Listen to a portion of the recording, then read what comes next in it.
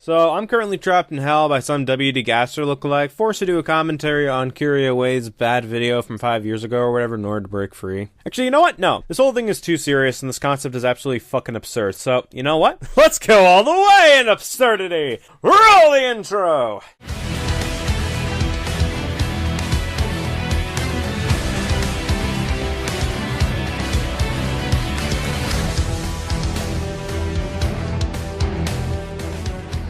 Welcome everyone to another commentary. Today we're covering Curio Wave's top 5 Pokemon generations from 2012. Yep, this year marks the 5th anniversary of that video's release, and in that amount of time we've seen Generation 6 and 7. Though for the sake of this list, we're just going to pretend those two generations never happened because 2012 stuff. So yeah, why not celebrate that 5-year anniversary with a commentary on him? Hell, it's still a good example of how not to do a countdown, so there's also that. That said, there will be a few cases where some of my counterpoints are similar to two other responses on this video, largely because I either went deeper into a certain point they made, or for the sake of showing people what not to do in a countdown. I will admit it here that some of my points will be similar to the two responses, and if you want to check out those videos, links will be in the description. At least I'm not taking credit for the whole fucking thing. But if it's worth anything, I did cut out a lot of similar points they made in the script to try and make it a decent blend of new points, because there were points they missed and old points, and honestly, if that's not good enough, oh well. Really, the worst case scenario is that someone does a commentary on it, and if that's the case, oh well.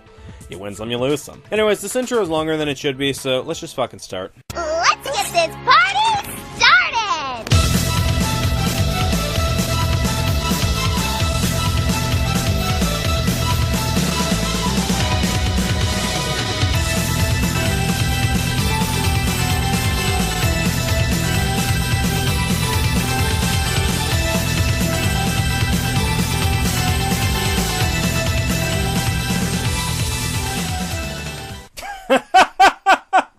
Really?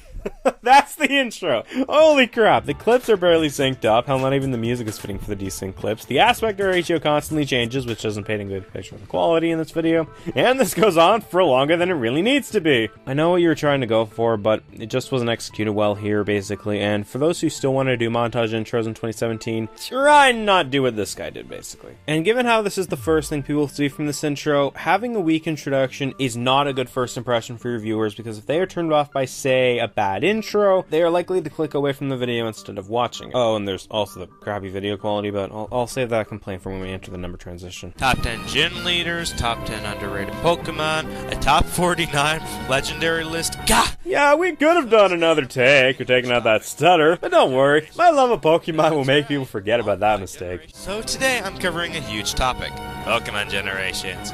That's right, all 5 generations of Pokemon. 5 time periods, 5 times quicker in terms of getting to the point. This video is 40 minutes long. Getting to the point, my ass. Anyways, time to deal with the elephant in the room. Secondly, unless you're a clone of me or something, this list will be different than yours. So, if you're not happy with the choices I selected, my deepest apologies. And here it is. Oh god, it's heavy! Yes, folks, as pointed out by others, this guy plagiarized Animal Guy 001's top 5 Pokemon generations list. Unless you're an identical clone of mine. Unless you're a clone of me or something. If there's one thing I've talked about a lot this year, it's definitely Pokemon. If I haven't said this enough this year, I love Pokemon. And this problem is a frequent one as we go through this list, so I might as well address it now, so I don't come off as a broken record later. Listen time again, folks. Do not plagiarize someone. You come off as scummy / unoriginal for doing it, especially when you don't even credit the original. Look, I'm not saying you can't have similar opinions as someone or points, but if you're gonna make a video or piece stating those opinions / points, at least put in some effort to make it your own. This whole don't plagiarize someone should be obvious to people making videos, not just countdowns, but as shown with The Gamer, as well as many others, this issue is still present even today. Joyous. With that said, it's time to catch 'em all!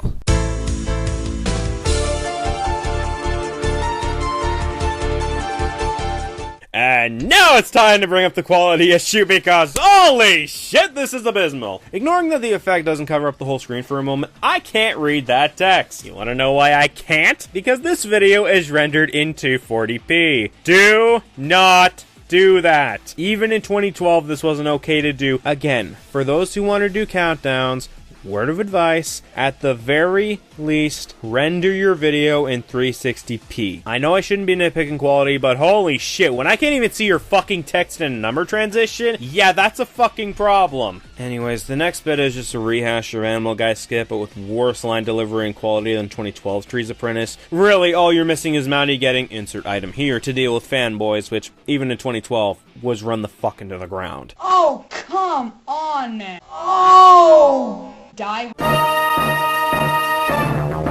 I said it. Generation 3 sucks. Hear me out though before you send hate comments. Nope! You said earlier that you were sorry in the event people weren't happy with your selections, and yet when you said Gen 3 sucked, you made a joke where you turned the Trees Apprentice / Ben, who possibly wouldn't be happy with your number 5 choice due to him liking Gen 3, into a raging lunatic with an Ampharos avatar because lol, his favorite Pokemon. So basically, you're sorry if you pissed off people for your choices not agreeing with theirs, but it's okay to disrespect one of the biggest names in the community at the time by turning him into a raging lunatic for a shitty punchline? Yeah, fuck off. Me? You leave my OTP alone. Lack of strategy, horrible new mechanics introduced, no new innovation. No new innovations! Yet you claim this game has new gameplay mechanics. Did you even read your script? That's like advertising a new Honda 2018 car, but then stating there's nothing new about it. Even the car still says Honda 2017 on it. That's right. What the? I'm the annoying new supporting character with a high-pitched voice. People will love me. Yeah, go jump off a cliff or something. Sure thing. I'll ruin the pacing another time. Start to finish. I also forgot to mention this. Ruby and Sapphire contain their own form of missing number in the form of 2 question marks in the event of cheating. Game Freak could have easily froze the game instead of doing a missing no style glitch. Yes, folks, you just saw that. He legit tried to use a glitch to hit on a generation. I could just leave it at that like DP did, but let's go further. First off, ignoring that literally every generation has these glitches, yet you only criticize Gen 3 and later in this list one for it. There's also the fact that the Gen 3 Deca marks, which is basically the stuff seen in Curious Footage, aren't even that deadly when compared to Gen 1's missing no. Also, minor note, yeah, the thing about freezing the game instead of making the thing, yeah, the Deca marks were inserted into the game to prevent the game from crashing, dumbass. It's right there in Bulbapedia. Even in 2012 this information was there. Anyways, back to comparisons. The worst that'll happen if you catch a Gen 3 double question mark, since the Deca marks seen in your footage will disappear from your party when caught, is that your save data will be corrupted and deleted if you try and cheat moves onto it. Otherwise, nothing happens, because it's a stable glitch. Unlike Gen 1, where your Hall of Fame data gets screwed up, the 6th item in your slot is increased by 128, and if you catch it, a bunch of glitches will appear in your game. Yeah, that's an unstable glitch, and bitching about the Gen 3 one is stupid, especially when it's not only small potatoes compared to stuff you encounter in the main campaign, but it doesn't even affect anything if you do encounter it, unlike Gen 1. Yeah, this is fucking stupid. Skip ahead. Also, the abilities introduced to give the Pokemon personality didn't have much of a use until later generations. The only good abilities I found in this were Intimidate, Q-Charm, and Static. The rest were either useless or unusable. Abilities give the Pokemon personality? Who the fuck ever said that?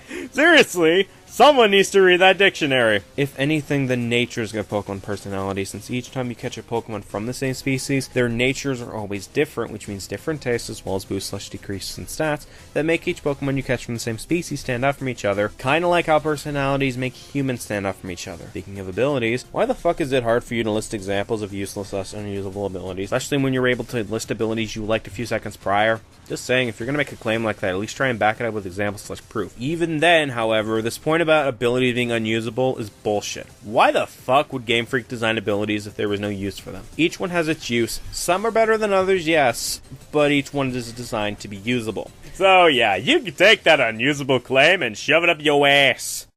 No, no, no, no, no! But another thing that pisses me off is how rushed the game is. So many areas that were designed to do absolutely nothing in the final product.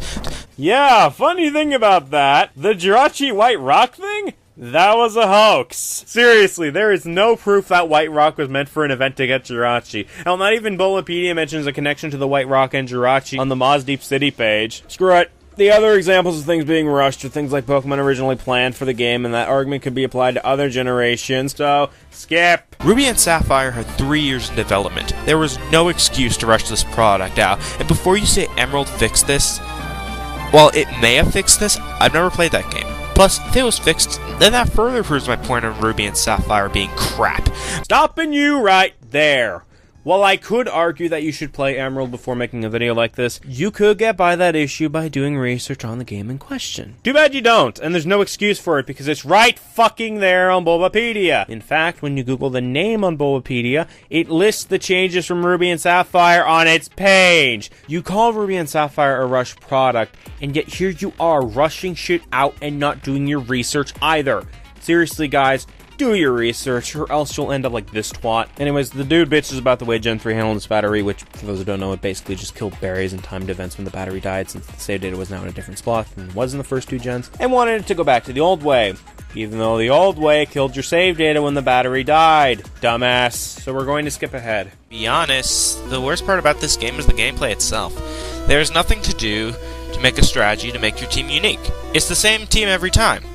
Plus, there wasn't anything you could do to adjust your team's stats, except for the vitamins, which I swear are endorsed by Eugene Krabs. Here's a mistake both you and Logan made. Aside from the expensive vitamins, there was no way you could influence your Pokemon's base stats.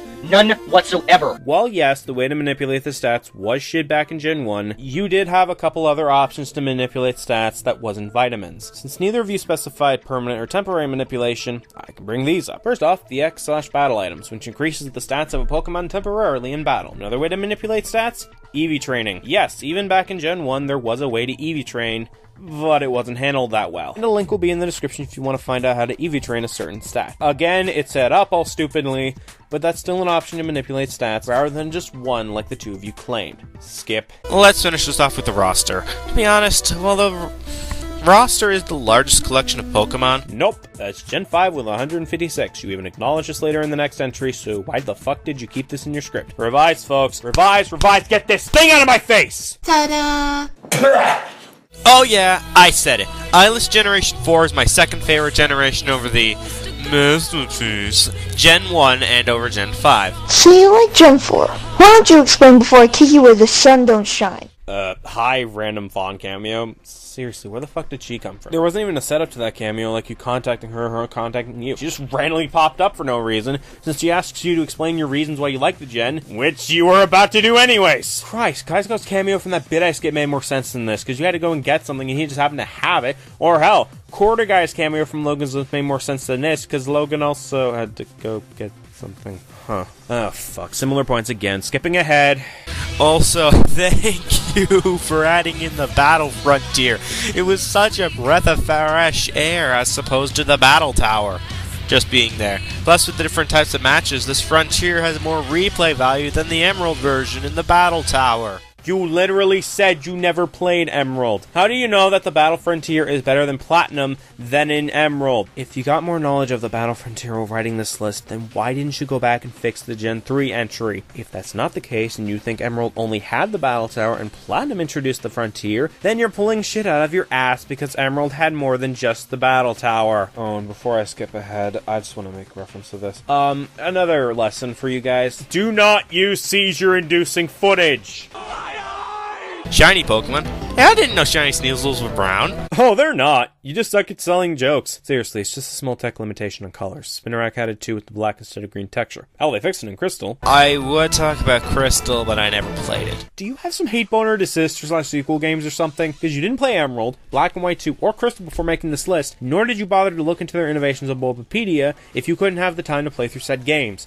And the elites this time around were more fleshed out and given more character development. Yes, they are so fleshed out in these games. I can remember the members like Rocket Executive and Rocket Executive. And of course, my favorite, Rocket Executive. You know what? To hell with this. I'm freaking done with this video. 5 years after this list came out, and this list is still terrible. The line delivery is terrible, the reasons are terrible, the previously mentioned plagiarism is an issue, the editing is abysmal. What also didn't help was the padding. A lot of the entries barely even brought up stuff like the manga, the spin-offs, or even the anime, so why even list them as criteria if you barely have much to say? If you're going to have criteria but only have it apply to a few entries, that might be a good idea to scrap such criteria from the list, especially when you claim to want to get to the point quicker. But let's quickly talk about the remake from Curio that came out a few months after this list. While it is a little better than this list, I mean, he doesn't fucking plagiarize in this version. His points are still faulty, and the editing is not much better than the original. It's a slight improvement from the December list, but it's still crap. But hey, at least he learned from that mistake, and now he's doing better. It kinda sucks to look back on the past like this, but our past actions did help us learn and improve. So happy 5-year anniversary, Top 5 Pokemon Generations.